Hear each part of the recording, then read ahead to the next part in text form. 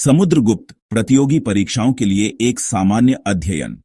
यह वीडियो गुप्त साम्राज्य के महान शासक समुद्रगुप्त के जीवन, शासनकाल, सैन्य उपलब्धियों, प्रशासनिक नीतियों और सांस्कृतिक योगदान का विस्तृत विश्लेषण प्रस्तुत करती है। इसका उद्देश्य प्रतियोगी परीक्षाओं के लिए आवश्यक सभी महत्वपूर्ण तथ्यों और गहन ऐतिहासिक संदर्भों को एक व्यापक और सुव्यवस्थित प्रारूप में प्रस्तुत करना है।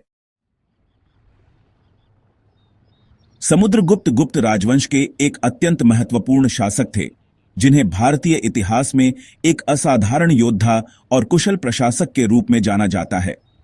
वे चंद्रगुप्त प्रथम के पुत्र और उत्तराधिकारी थे। उनका शासनकाल लगभग 335 ईस्वी में शुरू हुआ और 375 ईस्वी तक चला, जो लगभग 40 वर्षों की अवधि को दर्शाता है।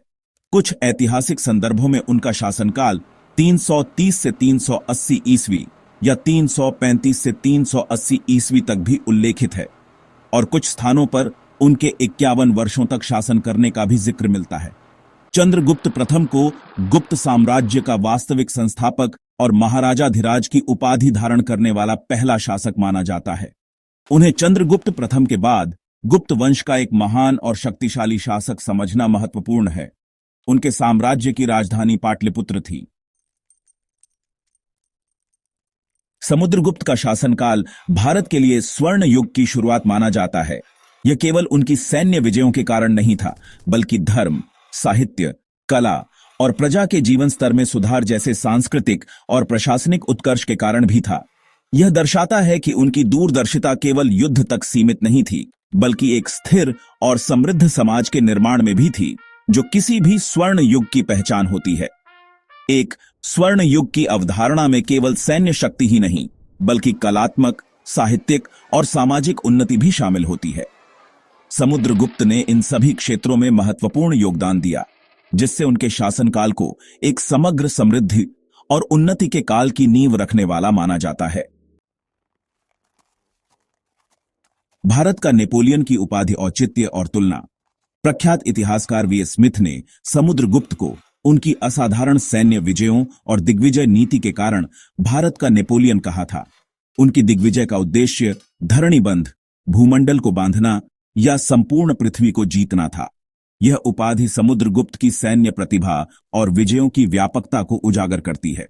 हालांकि कुछ इतिहासकारों द्वारा इसे अपूर्ण भी माना जाता है।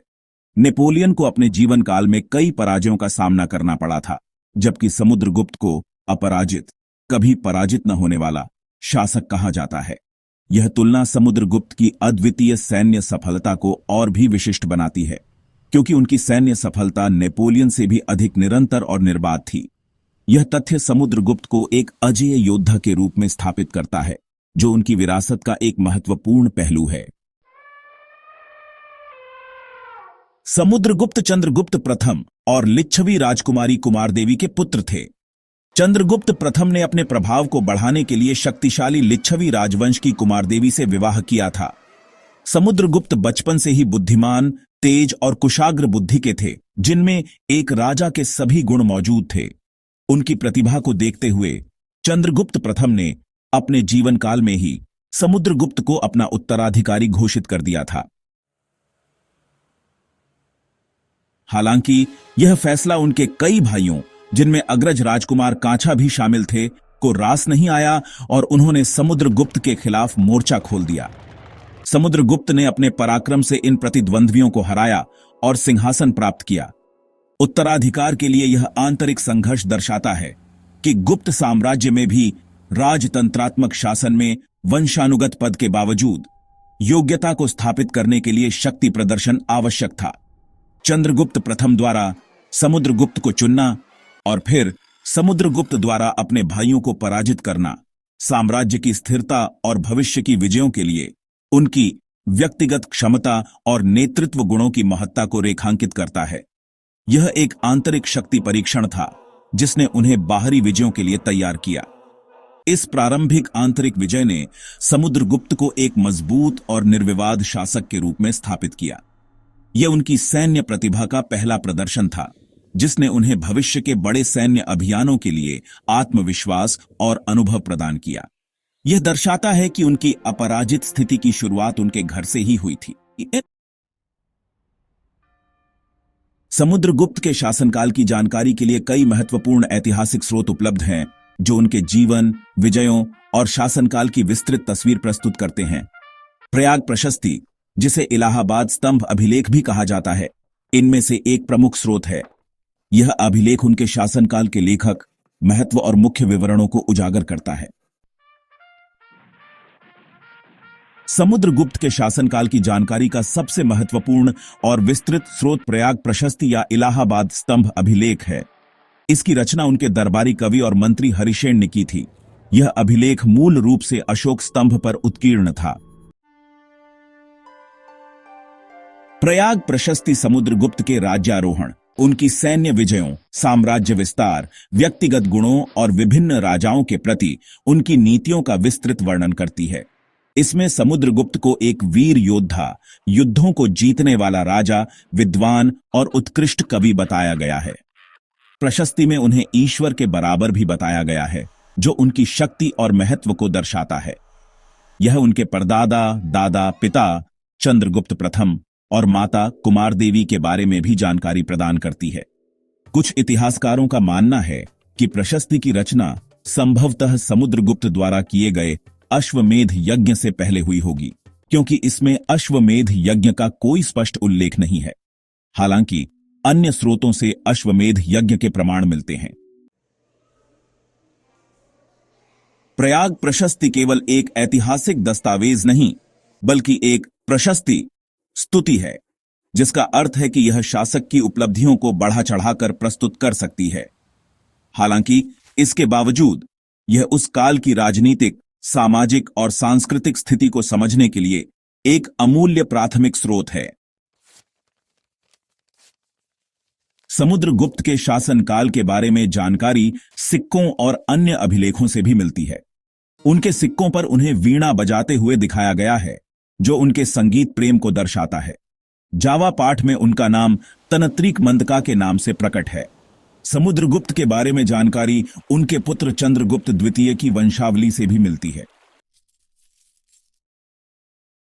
सिक्कों की विविधता, जैसे धातु और प्रकार, समुद्रगुप्त के साम्राज्य की आर्थिक समृद्धि और कलात्मक उत्कृष्टता को दर्शाती है।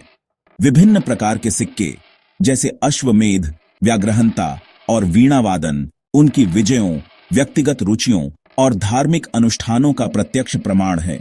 यह दर्शाता है कि सिक्के केवल विनिमय का माध्यम नहीं थे, बल्कि शासक की उपलब्धियों और व्यक्तित्व के प्रचार का भी एक शक्तिशाली साधन थे।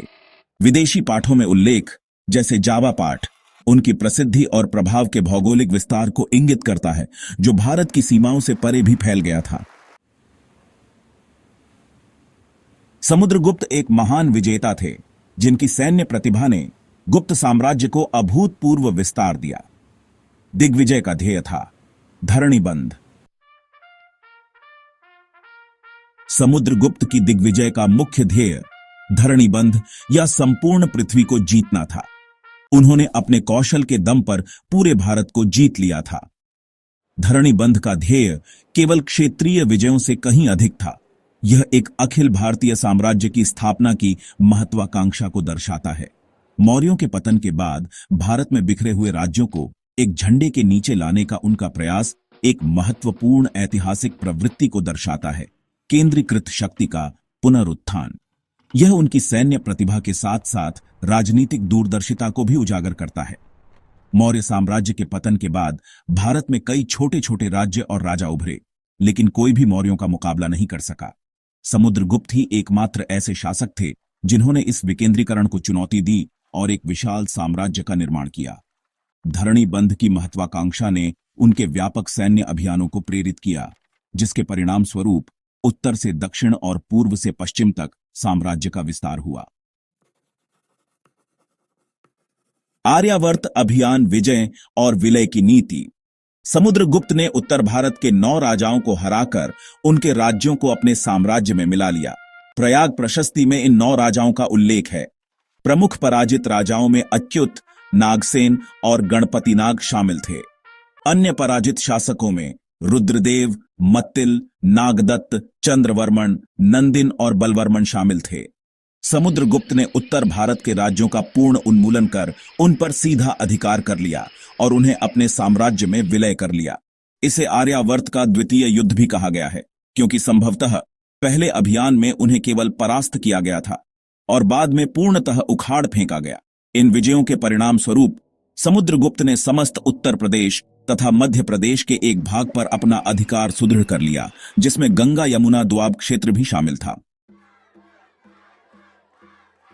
दक्षिणापथ अभियान, विजय और ग्रहण मोक्षानुग्रह की नीति।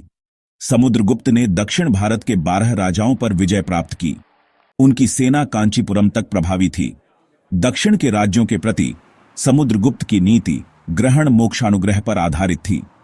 उन्होंने इन राज्यों को अपने साम्राज्य में विलय नहीं किया, बल्कि उन्हें कर देने और अपनी प्रभुसत्ता स्वीकार करने के बाद उनके राज्यों में शासन करने के लिए मुक्त कर दिया। प्रमुख पराजित राजाओं और राज्यों में कौशल का महेंद्र, महाकांतार का व्याघ्रराज, पिष्टपुर का महेंद्र, कांची का विष्णुगोप, वेंगी का हस्तिवर्मन, पालक का उग्रसेन, देवराष्ट्र का कुबेर और कुस्थलपुर का धनंजय प्रमुख थे। इस नीति का उद्देश्य सुदूर दक्षिण के राज्यों पर स्थायी रूप से शासन करने की व्यावहारिक कठिनाइयों को पहचानना था। आठविक राज्यों पर विजय। प्रयाग प्रशस्ति में आठविक राज्यों पर भी विजय प्राप्त करने की जानकारी मिलती है। समुद्रगुप्त ने सभी आठविक राज्यों को अपना सेवक बना लिया। परिचारकीकृत सर्वाठविक राज्यस्य। आठविक मथुरा से नर्मदा तक के प्रदेशों के निवासी थे। ये राज्य उत्तर और दक्षिण भारत के बीच आवागमन के मार्ग में स्थित थे। इन राज्यों को नियंत्रण में रखना उत्तर और दक्षिण भारत के बीच सुरक्षित आवागमन के लिए आवश्यक था। संभवतः जब समुद्रगुप्त दक्षिणी अभियान पर जा रहे थे, इन राज्यों ने उनके मार्ग में बाधा उत्पन्न की, अतः उसने उन्हें जीतकर पूर्णतः अपने नियंत्रण में कर लिया। सीमावर्ती राज्यों और विदेशी शक्तियों के साथ संबंध। समुद्रगुप्त की विजयों से आतंकित होकर उत्तर पूर्व के सीमांत राज्यों और पंजाब, मालवा तथा मध्य प्रदेश के गणराज्यों ने स्वेच्छा से उनकी अधीनता स्वीकार कर ली और उन्हें कर देकर सम्मानित किया। उत्तरी तथा उत्तरी पूर्वी सीमा पर स्थित राज्यों में समतट, ड्वाक, कामरूप, कर्त्रिपुर और नेपाल प्रमुख थे। अनेक विदेशी राज्यों ने भी स्वेच्छा से आत्मसमर्पण करके समुद्रगुप्त के संरक्षण में रहना स्वीकार किया और उन्हें उपहार भेंट किए। इनमें पश्चिमी पंजाब में शासन करने वाले देवपुत्र, अफगानिस्तान के शाही वंश के शासक कुषाण वंशीय और सिंहल द्वीप, श्रीलंका के राजा मेघवर्मन शामिल थे। सिंहल के राजा मेघवर्मन ने समुद्रगुप्त की अनुमति से बोधगया में एक विशाल बौद्ध मठ, महावेशिद्ध संघाराम का निर्माण करवाया था।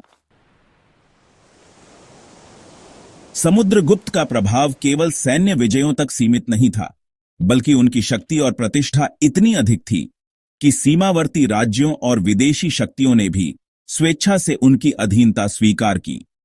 सिंहल के राजा द्वारा बौद्ध मठ के निर्माण की अनुमति मांगना उनकी अंतर्राष्ट्रीय प्रतिष्ठा और धार्मिक सहिष्णुता का प्रमाण है।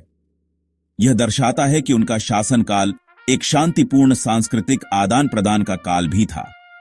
अंतर्राष्ट्रीय संबंधों में उनकी सफलता ने गुप्त साम्राज्य की सीमाओं को सुरक्षित किया और सांस्कृतिक आदान प्रदान को बढ़ावा दिया। समुद्रगुप्त के सैन्य अभियान, विजित राजा और नीतियां। अभियान, क्षेत्र, पराजित राजा या राज्य, अपनाई गई नीति और परिणाम।